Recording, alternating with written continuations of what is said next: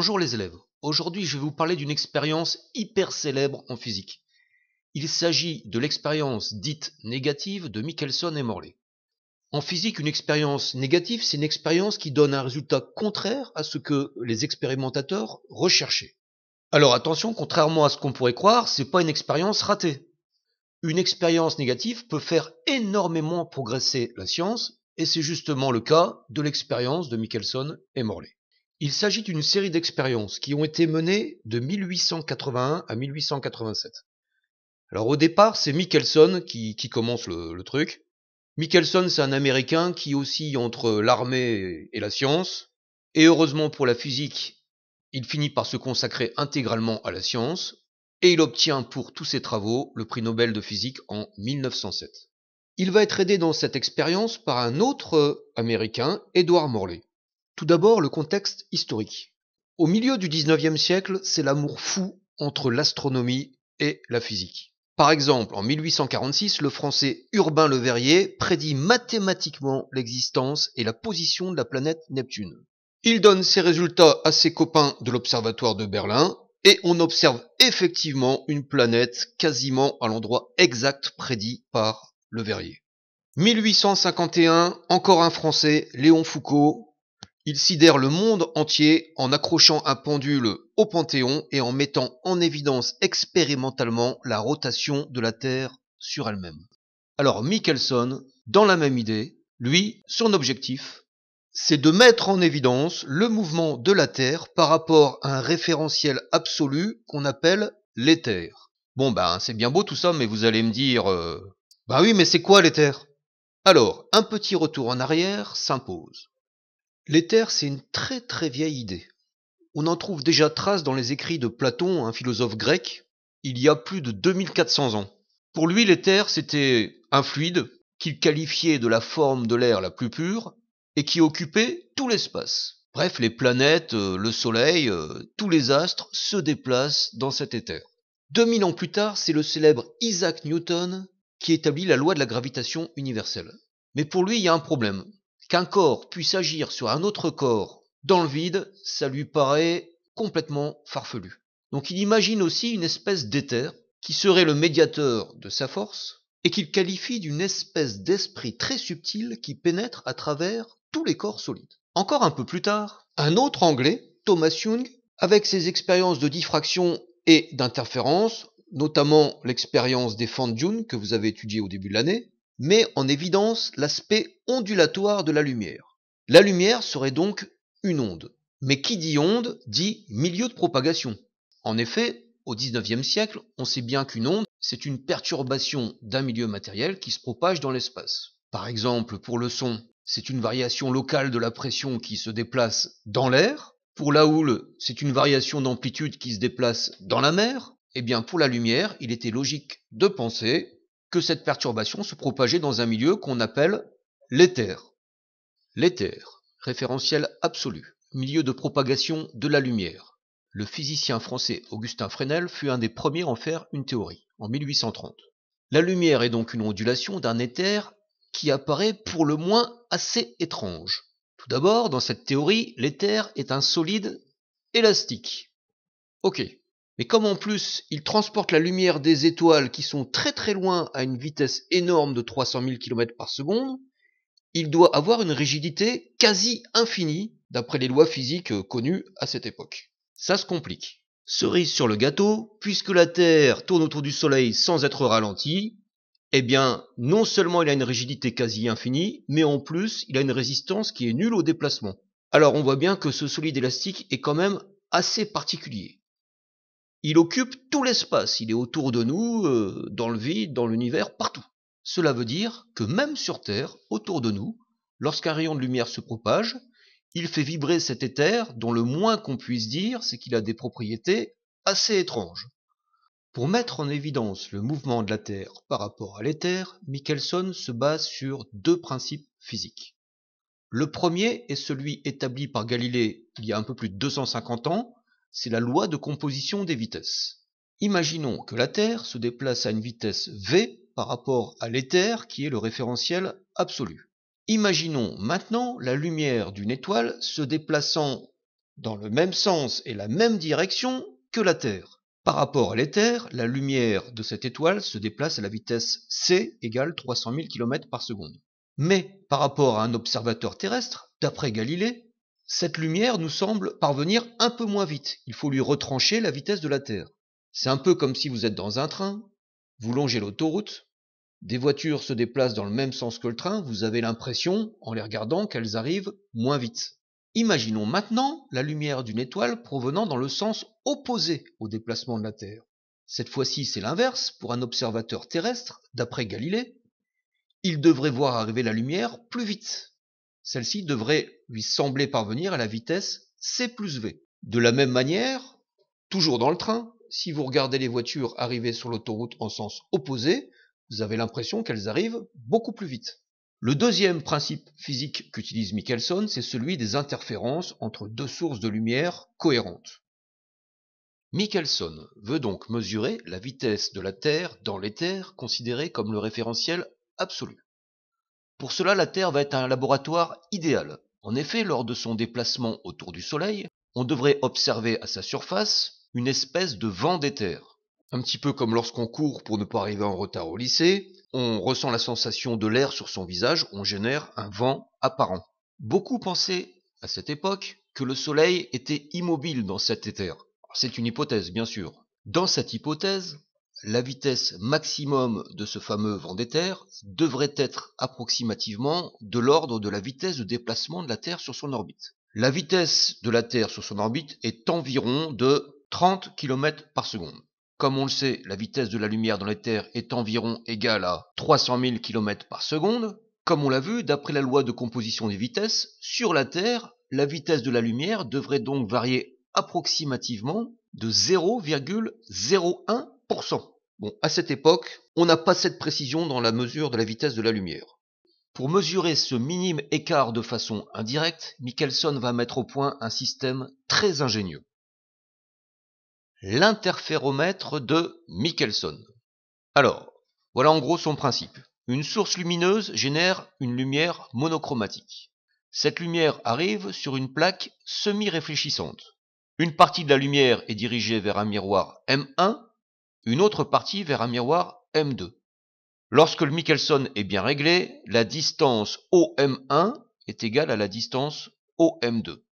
Les deux rayons sont réfléchis et arrivent dans un détecteur. Première hypothèse, imaginons que la Terre soit immobile dans cet éther. Dans ce cas-là, on voit bien que si le Michelson est bien réglé, le rayon représenté par la trajectoire en rouge effectue exactement la même distance que le rayon représenté par la trajectoire verte. Il n'y a donc pas de différence de marche. Entre ces deux rayons, on ne devrait rien observer. En réalité, pratiquement, même un minime écart de distance entre OM1 et OM2 génère une très petite différence de marche qui suffit à donner une figure d'interférence. Pratiquement, on observe donc toujours des franges d'interférence espacées régulièrement. Hypothèse numéro 2, celle que veut mettre en évidence Michelson, la Terre se déplace à la vitesse v par rapport à l'éther. Alors plaçons-nous dans le référentiel de l'éther. Dans ce référentiel, la Terre se déplace à la vitesse v. Tout d'abord, Michelson oriente son interféromètre de manière à ce que la direction OM1 corresponde au déplacement de la Terre. Grand L étant la distance entre O et M1 dans un référentiel terrestre, on comprend facilement que lorsque le rayon rouge se déplace de la séparatrice jusqu'au miroir M1, la Terre avance. Si T1 est la durée de ce parcours, la Terre a avancé d'une distance égale à V fois T1. D'où l'égalité suivante, L plus V fois T1 est égal à C fois T1 dans le référentiel de l'éther. On en déduit T1. Au retour, c'est le contraire. La Terre ayant continué d'avancer, le rayon rouge parcourt une distance égale à L moins V T2. On en sort T2. La durée totale du parcours pour faire l'aller-retour entre O et M1 est donc T1 plus T2 égale 2LC sur C carré moins V carré. Bon, si ça vous paraît compliqué, vous prenez pas trop la tête, c'est la conclusion qui va nous intéresser surtout. Les calculs, vous pourrez toujours les reprendre à tête reposée sur une feuille, c'est pas si compliqué que ça. Alors maintenant, occupons-nous du deuxième rayon, celui qui est perpendiculaire à la direction de déplacement de la Terre. Appelons T3 la durée que met le rayon pour aller de la séparatrice au miroir M2. Pendant cette durée, la Terre avance d'une distance v fois t3. On voit qu'on obtient un triangle rectangle. On peut donc appliquer le théorème de Pythagore, l'hypoténuse étant égale à c fois t3. On en tire t3. De la même manière, on appelle t4 la durée pour que le rayon aille du miroir M2 à la séparatrice. On a encore un triangle rectangle. La Terre ayant avancé d'une distance v fois t4, on en tire t4. Et on peut en déduire la durée T3 plus T4 qui correspond au trajet aller-retour du rayon entre la séparatrice et le miroir M2. Alors si on compare cette durée à la durée de l'aller-retour avec le rayon précédent, on se rend compte qu'il y a un décalage temporel entre les deux rayons. Il y a donc un déphasage, ce qui implique une différence de marche et ce qui implique une figure d'interférence. Alors concrètement, comment ça va se traduire ? On vient de voir que du fait du mouvement de la Terre dans l'éther, à la vitesse v, on obtient une différence de marche entre les deux rayons et donc une figure d'interférence.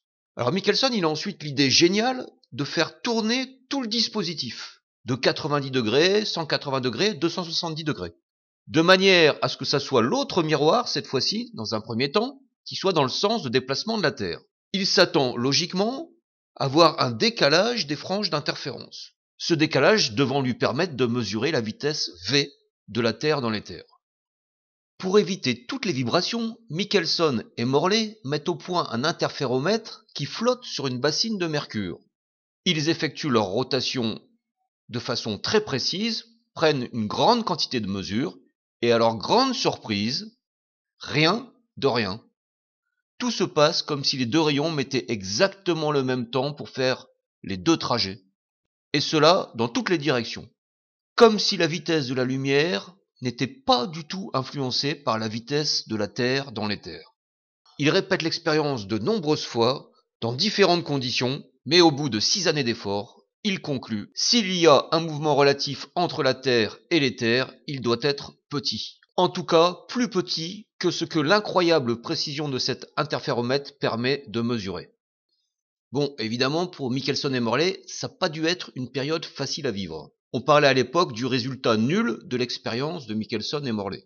En effet, la Terre ne pouvait pas avoir une vitesse nulle par rapport à l'éther, ne serait-ce que par le fait qu'elle tourne autour du Soleil. À un moment donné, il faut forcément qu'il y ait un vent d'éther. Ou bien, l'éther n'existe pas. Alors le premier à proposer cette hypothèse un petit peu folle, c'est Ernst Mach, un physicien autrichien. Bon, ça passe pas parce que l'éther, ça fait quand même 2400 ans qu'on s'y est habitué. On n'a pas envie de lâcher prise comme ça. Un des plus grands physiciens de l'époque, Lorentz, un néerlandais, tente de sauver les morceaux. Il établit une théorie comme quoi l'interféromètre se contracterait dans le sens de déplacement de la Terre.